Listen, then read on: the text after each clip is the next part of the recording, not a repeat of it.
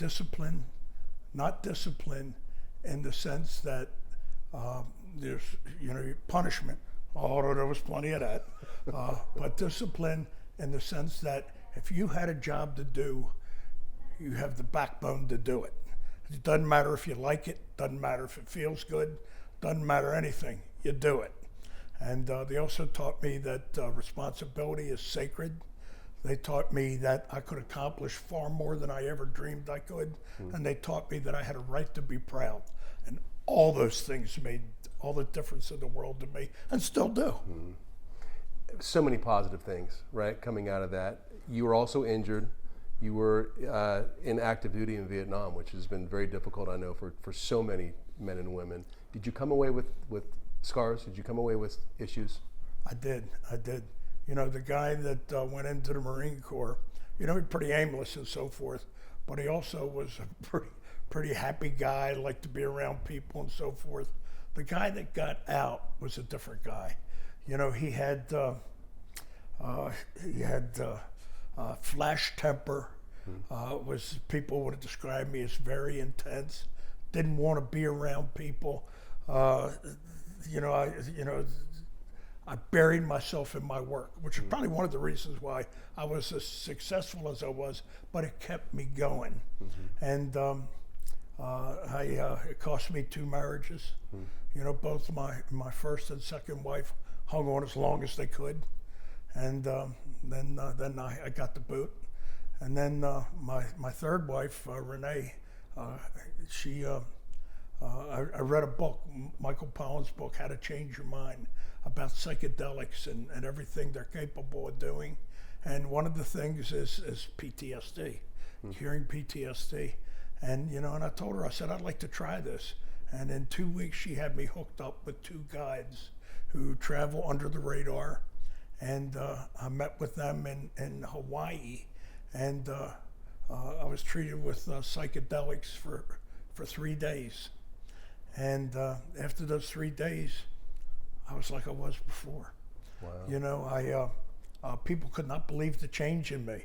When I went back to work, people were, they said, what happened? Where's Bob?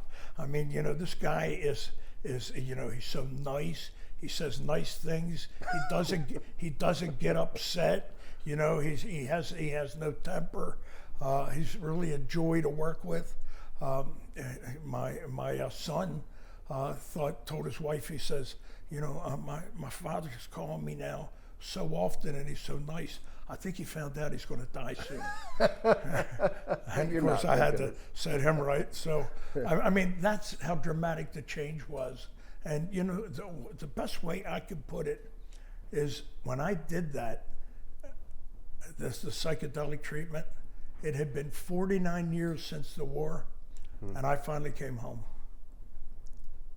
Can we go more into it? What types of psychedelics were they? And tell me about the treatment itself.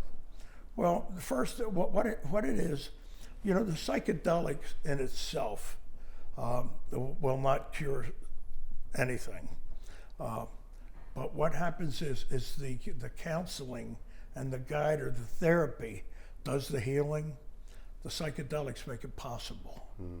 All right, so it's important not to take go and take them by yourself and expect any result. All right, but the first day I took a psychedelic called ayahuasca. It's from somewhere around the Amazon, different vines and so forth. That was something. And the second day, it was psilocybin, which is the psychedelic derived from magic mushrooms. And tell you something funny. On the psilocybin, the guide told me, he goes, I got a small teapot and it holds 3 cups. You're only going to need 1 because I made them very strong, right? Well, I drank all 3 cups and I ate the tea bags. Oh my gosh! Yeah, that was a trip. And I mean, I was on a roof. Yeah, and then the third day it was LSD. Oh wow! And in between the second and third day there was a day off. And but the whole process, a lot of tears. I mean, a lot of tears, because you relive everything. Everything comes out, and you deal with it. And I mean, you know, and not only stuff from the Marine Corps, stuff from my childhood. I grew up in East Baltimore, and like so many of us, you know, I had a lot of trauma when I was growing up. But I can tell you that the psychedelics, boy, they sure changed me. And for the most part, I'm past PTSD. I still got it a little bit, but it's very manageable now, and not nearly what it was before. Wow. And do you recommend then that treatment to be more widespread? Oh, 100%.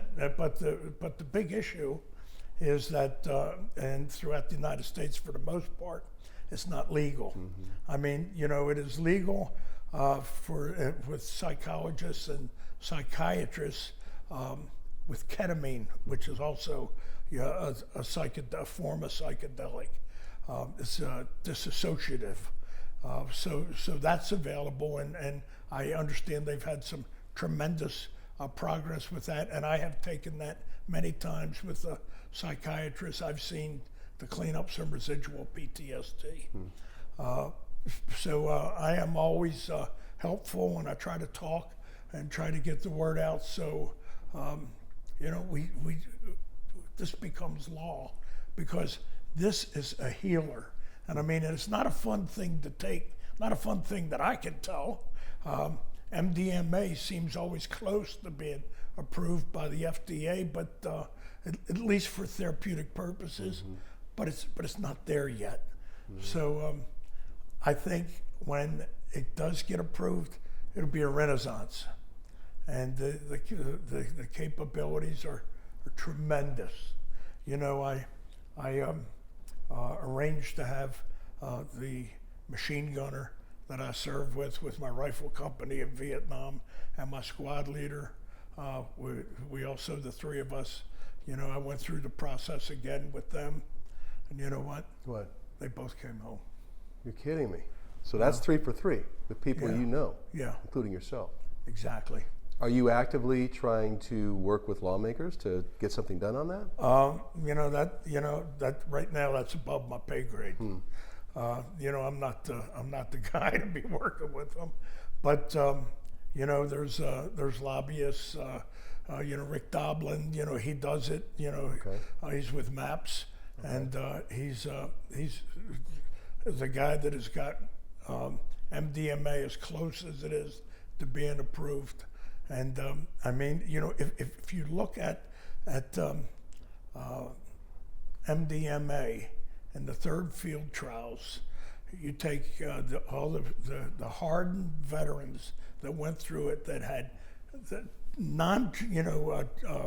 treatment responsive PTSD, right? 60% of them were completely cured after 3 sessions of counseling. That's a crazy number. And the rest were significantly cured, I believe. You know, they don't talk about that, but, you know, I mean, this stuff works. And you know, the hell of it, it's worked for 1,000 years.